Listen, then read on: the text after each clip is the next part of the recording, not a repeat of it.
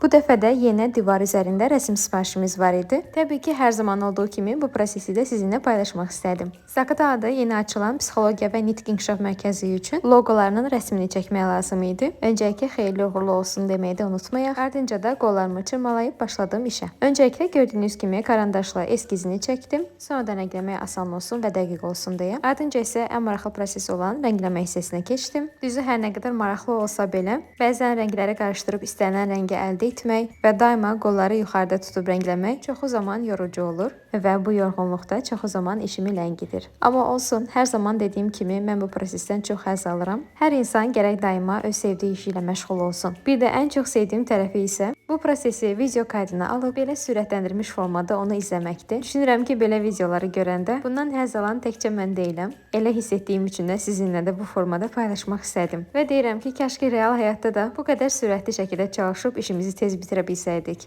Yuxarı hissələri rəngləyib bitirdim. Ən çətin hissə demək olar ki, oraydı. Çünki hər dəfə ayaq altına nəsə qoyub yuxarı qalxmalı olurdum ki, oranı rəngləmək üçün. Aşağı hissələri isə boyum çatdığı üçün rahatlıqla rəngləyə bilirdim. İndi isə hazırsızsa nəticəni sizə göstərirəm. Bu da təxminən bütöv bir günümü alan, əl əməyi, göz nuru olan rəsm sifarişimizin nəticəsidir. Müştərimiz çox bəyəndi. Buradan bir daha bizi seçdiyi üçün təşəkkür edirik. Əlbəttə ki, sizin də fikirlərinizi yorumda gözləyirəm. Növbəti vloqda görüşənədək.